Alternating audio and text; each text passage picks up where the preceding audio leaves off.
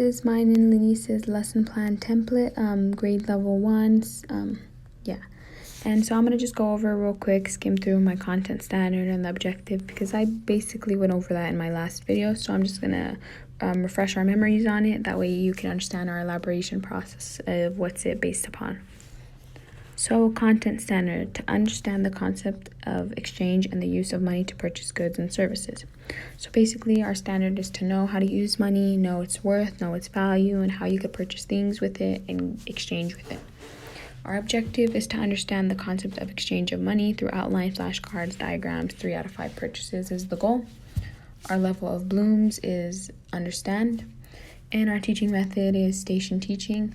For station teaching, we're going to elaborate more on that and add more details and steps on how we're going to do that and separate the kids adequately. So that's going to be between me and my partner to just add more to. So we just put a brainstorm note there, and we filled these what we think our barriers and solution would be and our ideas. Our main focus this week was on elaboration. So we brainstormed on every outlet, but we just focused more on elaboration. But I'm just going to go over everything for a little of what we have. So our evidence of mastery assessment, 1-on-1 tests, group projects, show and tell, and 3 out of 5 purchases. That's our evidence. But like I said, for the first one, we're going to elaborate more and give more step-by-step detail on how we're going to do that and how we're going to test them. But that's just what we have, a brainstorm note. Our materials, equipment, and vocabulary is big money and purchasable toys. So big money is basically, we checked it out from the library. It's like money, but on a double size, like it's extra big, where they could see clearly, see the sizes, see the differences in each coin. And that's why we decided big money. It could grab their focus and they could distinguish between each coin. The total time of the lesson, we put as a brainstorm note, but we're going to add more. So the lesson could be 2 weeks for 30 to 45 minutes each day. But we're going to schedule that more clearly and add more details how we're going to do that, or maybe like shorten it, but just talk more about it. But for now, we have it like that. The engagement process, like I said, we're going to add more, but this is what we have. Transition question, challenge, or problem that leads to an understanding of the stated purpose and anticipatory set. So a transition question using money in the question to grab students' attention. So when they see the money presented, it's kind of like a hook, an activator that leads their eyes and leads their attention to us. Our barriers and solutions, and then exploration, we need to go and emphasize more on it, but we have asking related questions, making hypotheses. So that's kind of how they could explore into our lesson. An explanation is group task, partner work, and like getting the work done correctly and accurately and past them. That's how they could explain what they know for those. So those are but the most part what I'm focusing on today is elaboration. So for elaboration, we put multiple/alternative explanations, asking why, so the students completely understand their answer. Some questions we can use to test the students' prior knowledge to their understanding to exchange of money. So by asking students questions and asking them some experiences they experience and some things they know can trigger some new information and trigger their attention. So some questions we stated here is, who here made a purchase with money before? How much did it cost? What's the purpose of money?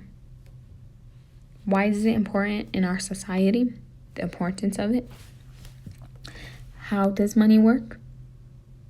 Do you have money with you? This question's kind of also an attention getter. We use it. Do you have money with you too? Because when a student sees another student saying, oh yes, or answering the question brings out money with them, real real money, that will automatically have all the students turning, because they're first grade, they're kind of curious. They're going to want to see how much he has or what is it that he has and stuff. So that question is kind of also a hook. We did it in a way for the student to show what they have, and we can like count it and use it as a world example. And they'll also, from that example and from the student pulling out their money, they'll understand that, oh, so it is important for us to know, because if that student had money, I want to have money and I want to know how much money. So that's why that question is kind of also important. And only if the student actually does have money, if any of them do. So this way, students will begin to realize that money comes in coins and bills, and each one has its own value. Just because they're different sizes doesn't mean that its value is less. sometimes the bigger coin is worth less than the smaller coin, so that's something we need to emphasize on so the students won't get confused that, oh, just because the nickel is bigger, the nickel costs more. We need to just focus on that.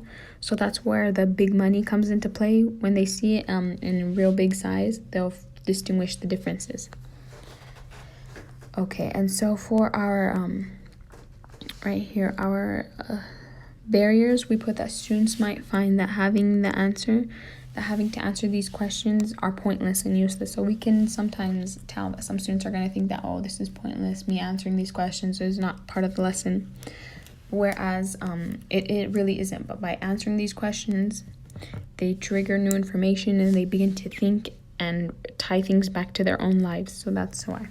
A solution is that to remind them that having different points of view on a subject allows for more insight on it. So through different students' answers towards these questions, the students can see that everyone has their point of view. Everyone's used money in a different way.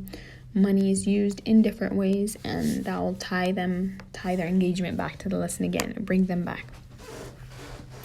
Okay, so for some comments and just some notes I put right here is that it's important that we get the students thinking about money, and once they realize that everything they use and have costs of money. So when they realize the desk they're sitting on costs money, the pencil they're writing with costs money, the shirt they're wearing costs money, their shoes cost money, everything costs money, they'll realize, wow, this is obviously important for me in the future and for my life, that money is used for many things. If I want to wear clothes, if I want to write with something, you need money.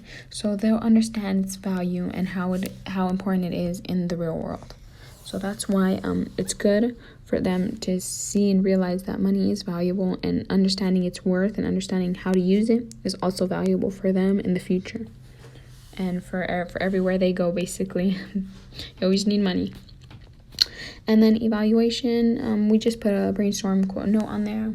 Students should be able to understand how money and exchange works. That's basically how our evaluation of the lesson and what we want to evaluate from after teaching our lesson. So, those are just brainstorm thoughts. We're still going to add more to all of this, but our elaboration, that's kind of what we have. So our main thing for elaboration was asking questions, and some questions that the students could learn from.